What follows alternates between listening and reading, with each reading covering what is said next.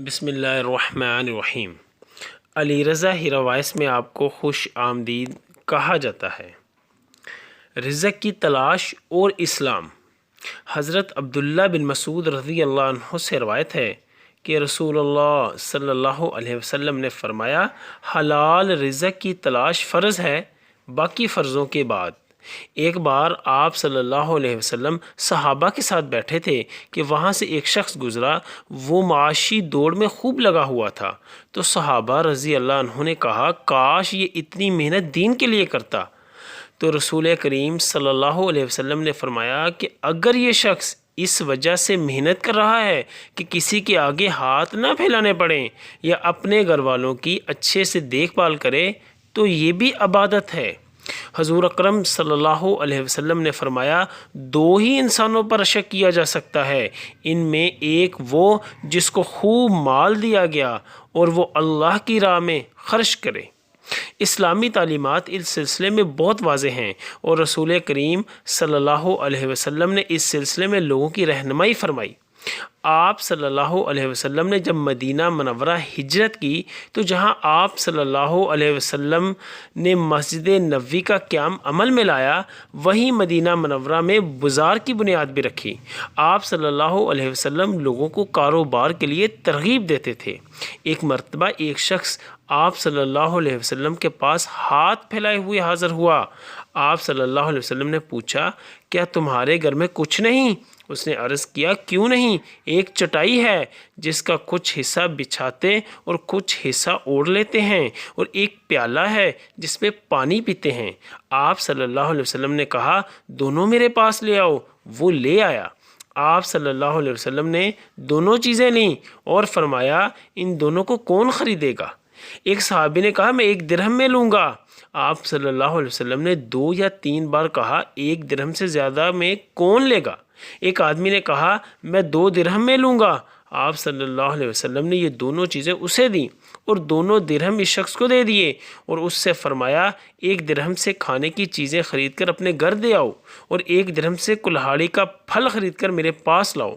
وہ پھل لے کر آیا تو آپ صلی اللہ علیہ وسلم نے اپنے ہاتھ سے اس میں دستہ لگایا، پھر اس سے فرمایا، جاؤ لکڑی کاٹ کر بیچو اور میں تمہیں 15 دن تک نہ دیکھوں۔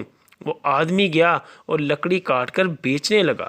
پھر جب وہ آیا تو 10 درہم کما چکا تھا، جس سے کپڑے اور کھانے کی اشیاء خرید لیں۔ تب اللہ کے رسول صلی اللہ علیہ وسلم نے فرمایا، یہ اس سے بہتر ہے کہ تم قیامت کے دن اس حال میں آؤ کہ بھیک مانگنے کا نشان تمہارے چہرے پر ہو۔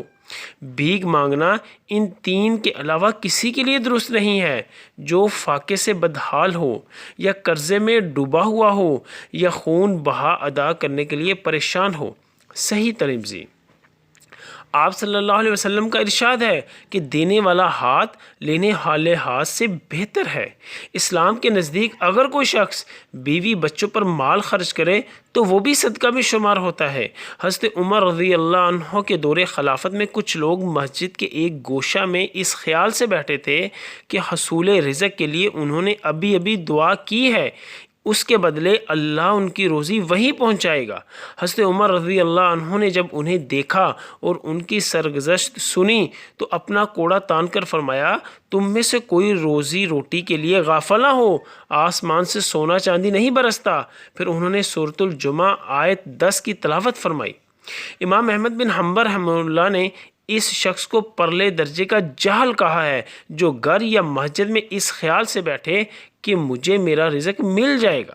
یہ دنیا دارالامتحان ہے، خود محنت کر کے کمانے کو سراہا گیا۔ چنانچہ بخاری شریف میں کی ایک روایت میں ہے، تم میں کوئی اپنے ہاتھ کی کمائی سے بہتر کوئی چیز نہیں کھاتا، اور اللہ کے نبی داؤد علیہ السلام اپنے ہاتھ سے کما کر کھاتے تھے۔ اسلام اس بات کی کبھی ہمت افزائی نہیں کرتا کہ انسان بیکار بیٹھا رہے۔ وہ چاہتا ہے کہ امت مسلمہ کا ہر فرد معاشرے کے لیے فعال کردار ادا کرے۔ آپ صلی اللہ علیہ وسلم نے فرمایا، تم میں سے کوئی اپنی رسیاں لے پہاڑ پر جائے، اپنے پیٹھ پر لکڑیوں کا بوجھ لاد کر لائے، اسے بیچے اور اس کی قیمت سے اپنی ضروریات پوری کرے۔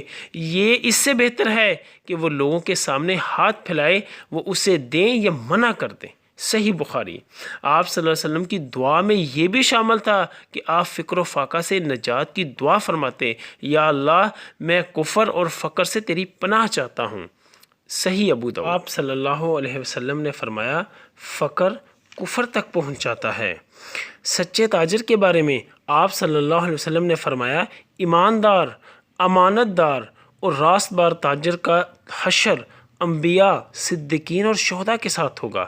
زراعت کے بارے میں فرمایا جب مسلمان کاشتکاری کرتا ہے یا کوئی پودا لگاتا ہے، پھر اس سے کوئی پرندہ، چوپایا یا انسان مستفید ہوتا ہے تو اس کی طرف سے یہ عمل صدقہ تصور کیا جاتا ہے۔ صحیح بخاری۔ دستکاری کے بارے میں فرمایا کسی آدمی نے اپنے ہاتھوں کی کمائی سے زیادہ لذیذ کھانا نہیں کھایا ہوگا۔ صحیح بخاری۔ عشرہ مبشرہ میں 2 اصحاب ایسے تھے جن کی مالیت بہت زیادہ تھی، مالدار ہونے کے باوجود اللہ تعالیٰ نے حضرت عثمان غنی اور حضرت عبد الرحمن بن عوف رضی اللہ عنہما کو دنیا میں ہی جنت کی بشارت دی۔ بدقسمتی سے دین کے محدود تصور کی وجہ سے ہمارے ہاں بگاڑ آیا۔ ضرورت اس بات کی ہے کہ امت مسلمہ کے افراد مل کر پلان بنائیں تاکہ تجارت کے نئے مواقع پیدا ہوں۔ اتنا ہی نہیں، گھر میں بیٹھی خواتین کے لیے بھی گھروں میں ہی روزگار کے مواقع ڈھونڈنا ہماری ترجیحات میں ہونا چاہیے تاکہ مسلمان دینے والے بن سکیں، نہ کہ ہاتھ پھیلانے والے۔ قرون اولا کا معاشی ماڈل تو یہی تھا۔ یا اللہ خاندان اہل بیت کی سچی محبت ہمارے دلوں میں راسخ فرما۔ یا رسول اللہ صلی اللہ علیہ وسلم ہمارے ماں باپ اور ہماری آل اولاد آپ صلی اللہ علیہ وسلم پر قربان ہو، آمین یا رب العالمین۔